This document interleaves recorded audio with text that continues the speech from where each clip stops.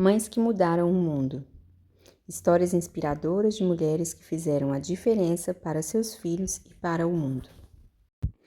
Dronda Bojácio estabeleceu um fundamento para a filha Gônica, Agnes Bojácio, mais conhecida como Madre Teresa, sobre o qual ela construiu uma vida abnegada. Madre Teresa jamais falou muito sobre a sua infância. Apenas dizia que, pelo fato de ter tido uma infância feliz, ela se sentiu chamada para uma vida abnegada de serviço aos pobres. Seu irmão Lazar, certa vez, disse que este foi o exemplo deixado pela mãe deles. Dronda, que sempre estava ajudando pessoas menos favorecidas e que inspirou a filha Gônica a dedicar a vida ao próximo como freira. Nascida no dia 27 de agosto de 1910 em Skopje, Iugoslávia, filha de Nicolá, um empreiteiro bem-sucedido, e sua esposa Dronda Gônica, vivia numa comunidade de cerca de 20 mil pessoas, metade composta de muçulmanos e metade de cristãos. A família era devotada à Igreja Católica, sendo que a oração e a frequência à igreja eram parte da vida cotidiana, assim como respirar. Gônica, sua irmã Aga, cantavam no coro local e também no coro da juventude albanesa de Skopje. Alguns relatos dizem que já aos 12 anos de idade, Gônica compartilhava com a mãe o seu desejo de se tornar freira, talvez motivada pela benevolência da própria mãe. Ela sempre foi interessada nas histórias sobre os missionários e sua obra e conseguia apontar o local de trabalho de cada um no mapa mundi.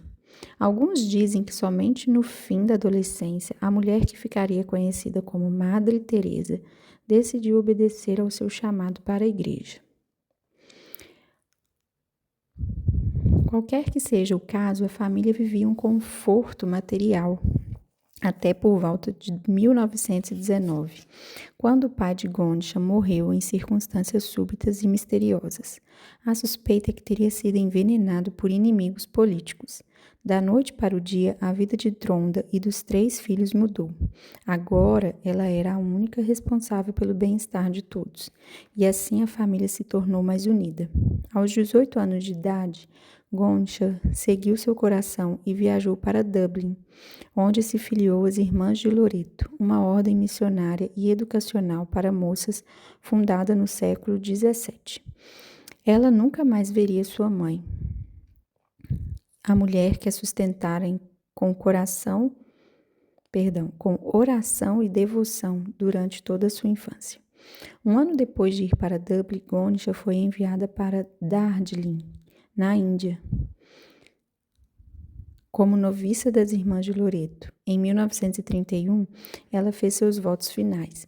Escolheu o nome de Teresa em homenagem às 2 outras santas católicas, Teresa de Ávila e Teresa de Lisieux. Teresa começou seus longos anos de serviço a Deus como professora de escola de ensino médio em St. Mary, Calcutá. Nos 15 anos seguintes, ensinou História e Geografia para jovens ricas. Em 1946, Teresa viajou para Darjeeling para um retiro e foi lá que recebeu seu segundo chamado. Ela sentiu-se chamada para desistir de sua posição privilegiada com as Irmãs de Loreto e ministrar às pessoas que viviam nas ruas. Assim, ela descreveu sua experiência, abre aspas.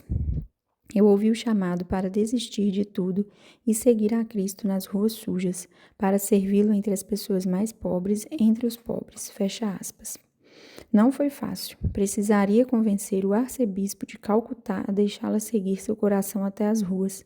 Ela não viveria mais no conforto e na segurança e mudaria seu hábito de freira por um sari, mais prático usado pelas mulheres indianas. Depois de fazer um curso de enfermagem a fim de se preparar para trabalhar entre os enfermos, em 1948, Teresa recebeu permissão para viver como freira independente nas ruas de Calcutá. Sua casa era pouco mais do que uma barraca e ela começou a ensinar as crianças que viviam nas ruas. Não tinha nenhum equipamento escolar além do quadro no qual escrevia. Literatura não era a única matéria que ela ensinava. Teresa também ensinava as crianças higiene básica. À medida que foram adquirindo confiança nela, as meninas a levavam às pessoas enfermas e pobres às quais ela se oferecia para ajudar. Com poucos remédios para oferecer, a oração era sua primeira arma contra as doenças. Depois de um ano lutando sozinha e usando apenas os seus próprios recursos, a ajuda começou a chegar. Moças de vários lugares diferentes chegaram e se ofereceram como voluntárias, e rapidamente surgiu o grupo Missionárias da Caridade. Alimentos, roupas e suprimentos médicos também chegaram à sua porta. O grupo, com Madre Teresa como líder, fundou centros de tratamento e hospitais para leprosos, orfanatos, centros de tratamento de alcoólatras e centros de distribuição de alimentos para os pobres.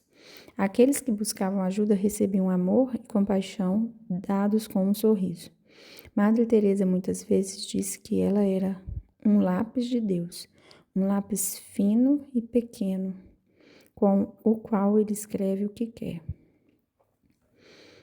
Ela levaria o lápis de Deus a todo mundo, desenhando um retrato da face divina para todos os que a conheciam, incluindo reis, presidentes e líderes mundiais. Mesmo depois da morte de Madre Teresa em 1997, o trabalho das missionárias da caridade continua, em grande parte porque sua mãe lhe ensinou por meio do exemplo a cuidar dos menos favorecidos. Embora Tronda não tivesse vivido para ver o trabalho da filha, aqueles que lutam contra a pobreza, as doenças e a falta de esperança sentem a sua influência. Quando chegou o tempo, Jesus abriu mão dos privilégios da divindade e assumiu a condição de um escravo, tornando-se humano. E tendo se tornado humano, ele continuou sendo humano. Foi um incrível processo de humilhação. Ele não reivindicou nenhum privilégio especial. Pelo contrário, viveu uma vida abnegada e obediente e então morreu numa morte abnegada e obediente. E experimentou o pior tipo de morte, a crucificação. Filipenses, capítulo 2, versículos 7 e 8, paráfrase. Mães que influenciam o mundo ensinam seus filhos a se interessar pelas necessidades dos outros.